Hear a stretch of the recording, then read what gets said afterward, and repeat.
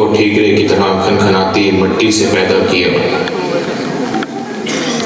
और जब हमने मलाइक से कहा कि सजदा करो, सबने सजदा कर लिया सिवाय इब्लीस के। उसने कहा, क्या मैं इस इंसान को सजदा करूं जिसे तूने मिट्टी से बनाया? उसने इनकार और गरूर से काम लिया और काफिरीन में से हो गया। तू यहाँ से निकल जा कि तू मरदूद है और तुझ पर क़यामत के दिन तक लानत है। मुझे क़यामत तक की मोहलत दे दे।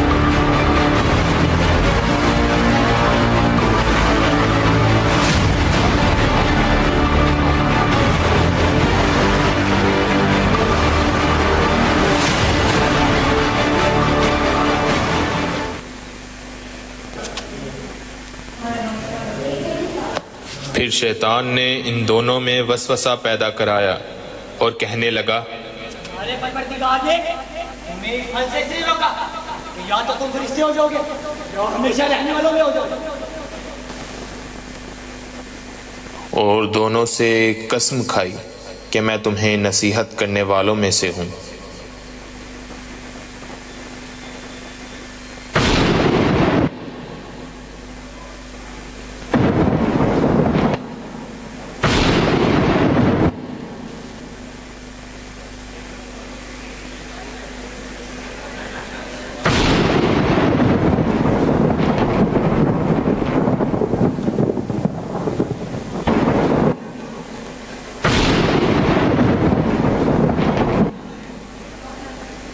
तुम सब बहिश्त से उतर जाओ, अब से तुम एक दूसरे के दुश्मन हो और तुम्हारे लिए वक्त ख़ास तक ज़मीन में ठिकाना और ज़िंदगी का सामान कर दिया गया है। इसी में तुम्हारा जीना होगा, इसी में मरना, और इसी में से क़यामत के दिन उठाए जाओगे।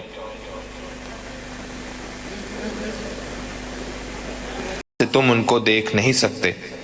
हमने शैतानों को उन्हीं लोगों का रफ़ीक बनाया है जो ईमान नहीं रखते।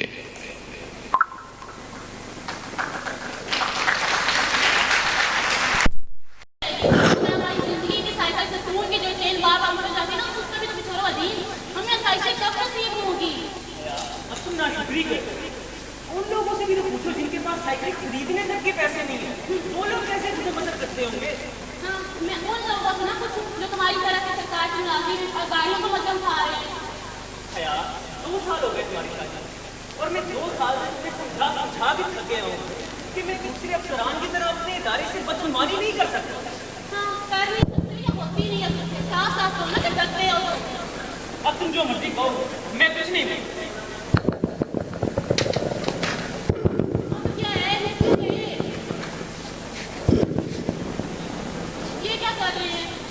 आजमाइश से निकलने की कोशिश, लेकिन कोई फायदा नहीं है इसका। हम घर जाकर भी यही सारी बातें नहीं करेंगे। सफर लंबा है और मेरा सफर कम, इसलिए मैं इस चेन को ठीक करने की कोशिश कर रहा हूँ ताकि हम घर तक लड़े बगैर पहुंच सकें। कोई फायदा नहीं है जीनिसा का। हम घर जाकर भी ना यही सब बातें करेंगे। अच्छा रुको, चलो अदीम, अदीम ये देखें। अब क्या हुआ? ये अम्मा कैसे बची बीवी? देख रही हो? खाओ उनको। अम्मा, अम्मा तो ठीक है।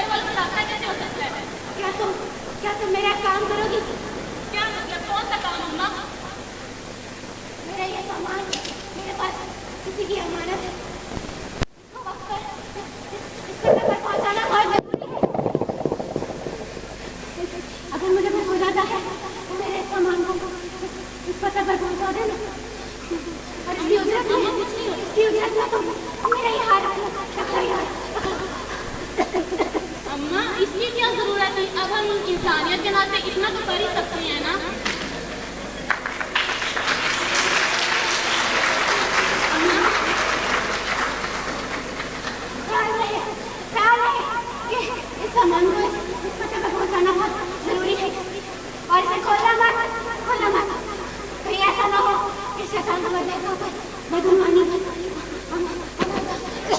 कर दे। ये लो, अम्मा को जल्दी से पानी पिलाओ। कोई फायदा नहीं है, अम्मा नहीं उठने वाली। ये क्या कह रही है? आप कोशिश तो करके देखो।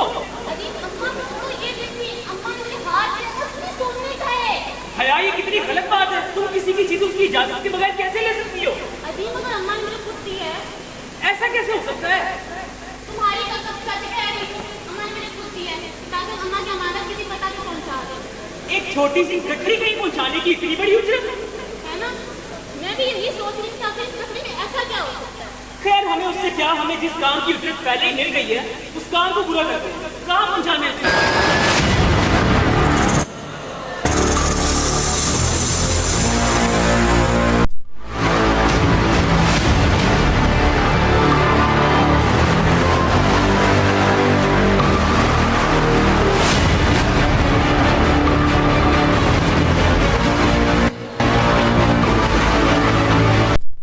फजीलत की कैंची आजाद है लेकिन अदल से अब तक नाज़िल है।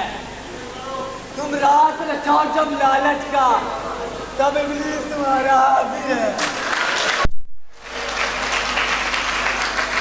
हाँ, तुम ये तो ठीक कह रही हो, मगर मैं इसको कोई बुराई नहीं करती। उससे मर ही ना जाऊँ। हया, रुको, हम किसी मुसीबत में ना पड़ जाए। क्या हो गया? मैं तो देख ही रही हूँ ना।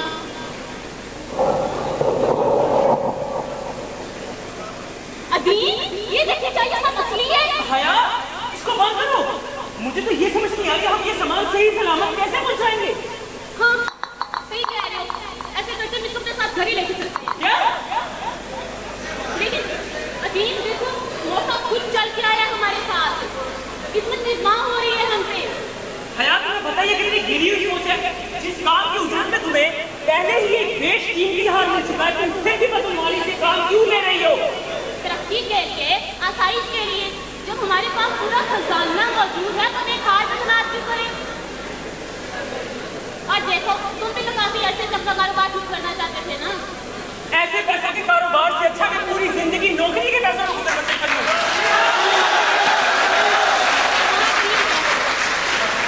ठीक है, तुम तो किसी जैसे तैसे करके कर लोगे गुजारा, मगर सोचो कल तो हमारे बच्चे होंगे, उनका गुजारा कैसे होगा?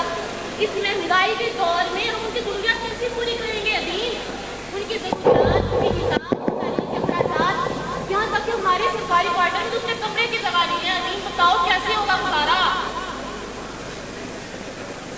देखो अभी, अगर हमारा कारोबार एकदम चल पड़ा ना तो उनकी मालियत की रकम उन तक पहुंचा देंगे। मान लो ना। अच्छा, तुम्हें मेरी कसम, प्लीज मान लो। अच्छा, लेकिन हमें जल्दी करनी होगी। एम्बुलेंस किसी भी वक्त यहाँ पहुँचती होगी। हाँ, सही है। ऐसे तो अम्मा के हाथ से अंगूठी भी उतार होता तो किसी को शक ना हो कि उनके पास कोई कीमती चीज हो सकती है। जल्दी आओ, जल्दी।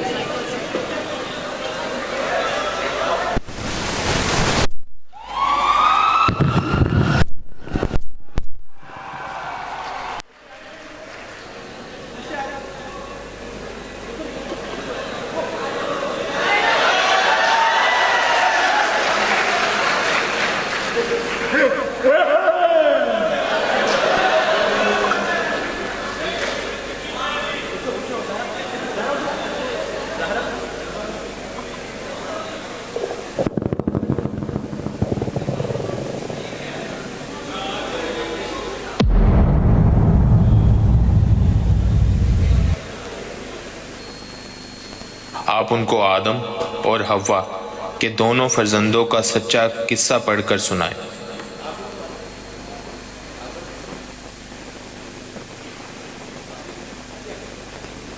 बड़े बेटे काबील और छोटे बेटे हाबील।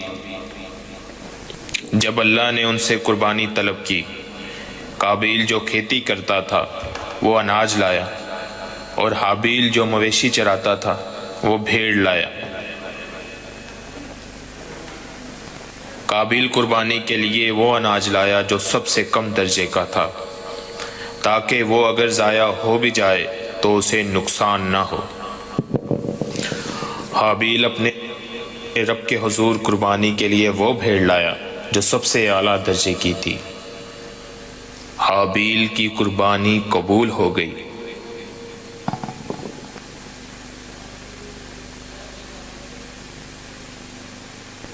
काबिल की कुर्बानी कबूल ना हुई तो उसने कहा, मैं तुम्हें कत्ल कर दूंगा। मेरा क्या कसूर है? खुदा सिर्फ साहिबान तकवा के माल को कबूल करता है। मेरी तरफ कत्ल के लिए हाथ बढ़ाओगे भी तो मैं हरगिज़ हाथ ना बढ़ाऊंगा कि मैं आलमीन के पालने वाले खुदा से डरता हूँ।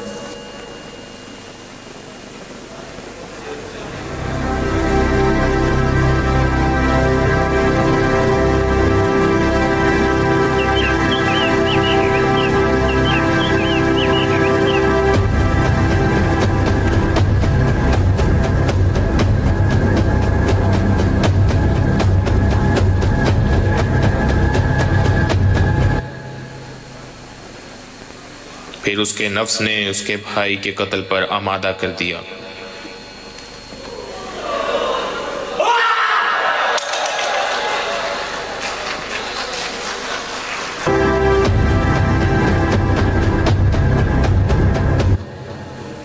काबिल ने हाबिल को कत्ल कर दिया और खसारे वालों में शामिल हो गया।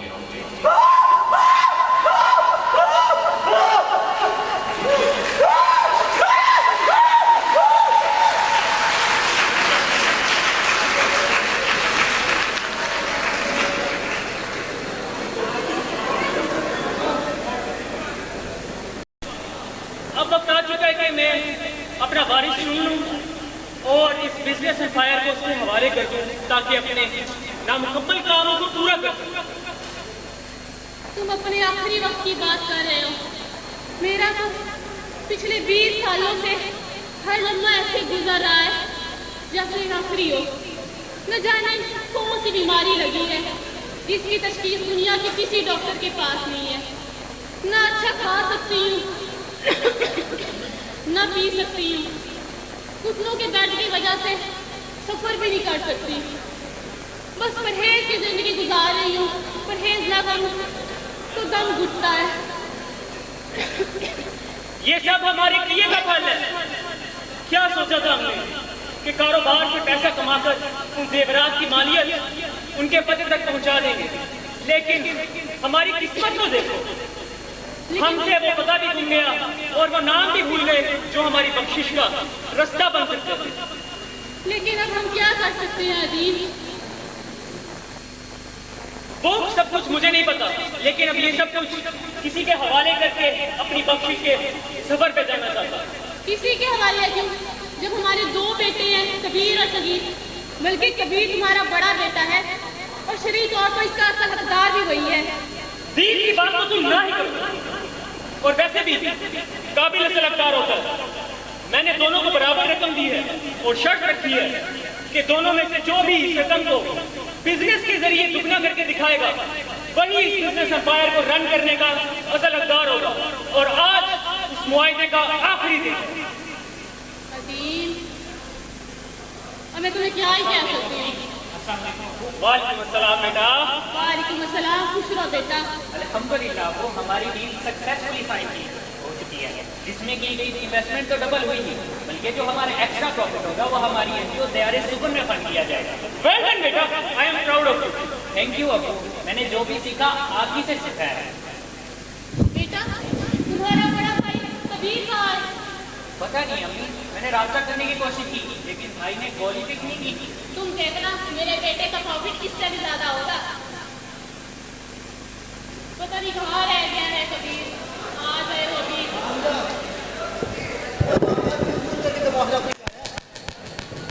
50 लाख में लॉस हुआ है ना, कौन सी बड़ी बात है? मैं करना होता। तो मुझे ये बता कि अगली डील कब चांगे हो रही है? And you don't dare to tell my dad about that loss. Hey dad, अरे मैं आपके पास आया हूँ। डैड, मुझे 5 मिनट और चाहिए, थोड़ा वक्त और चाहिए। नाम मैं पढ़ जाऊँ। और हाँ, मेरे कमरे में ब्लैक कॉफी भी अच्छा ठीक है बेटा। और हाँ, कॉफी के साथ मेरा पावर ऑफ अटर्नी और मेरा बिजनेस सगीर के नाम करने के लीगल पेपर से जनाब साहब के कमरे में भिजवा देना। ये क्या कह रहे हो जी? वेट अ मिनट, क्या मतलब? मॉम, डैड, मुझे थोड़ा वक्त चाहिए। बेटा कुछ नहीं होता। अजीब, आप थोड़ा सा वक्त और पैसे उसको और दे दें। मुझे यकीन है मेरा बेटा खुद को साबित करके दिखाएगा। हाँ, मैं ये सब कुछ सगीर को तो दे सकता हूँ, लेकिन एक शराबी और बदउनवान शख्स को नहीं। इतनी मेहनत से खड़ा किया हुआ बिजनेस एम्पायर में इतनी आसानी से बर्बाद होने नहीं दे सकता। लेकिन अजीब, उसको थोड़ा सा वक्त आप और दे दें। मैंने कहा ना मुझे और वक्त चाहिए। डैड, बेटा डैड, मैं आपका बड़ा बेटा हूँ। मेरी फ्लाइट लेट हो रही है, एक बार तुम मेरे साथ चलोगी या नहीं? मॉम, बेटा, मैं अजीब से बात करने की कोशिश करूंगी। तुम अपना ख्याल रखो, उससे कुछ ऐसा वैसा ना कर देना। हमारी फ्लाइट लेट हो रही है, मैं जा रहा हूँ। मैं चलती हूँ। Mom, dad, mom.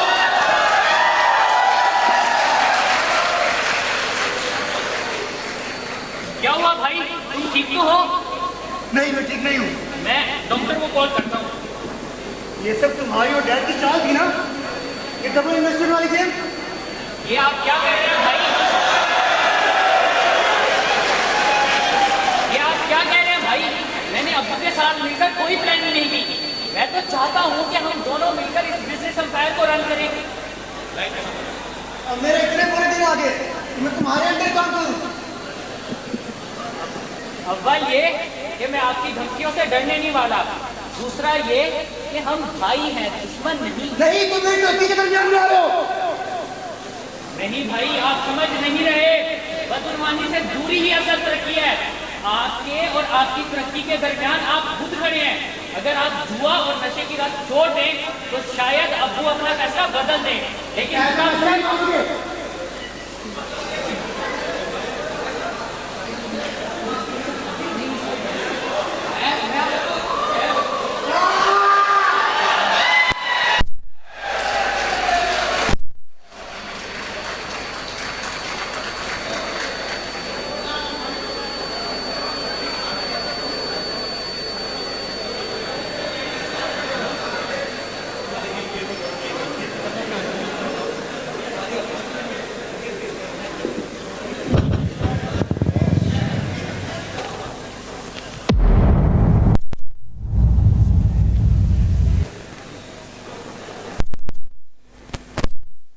खुदा की नाफरमानी की गई। हमेशा की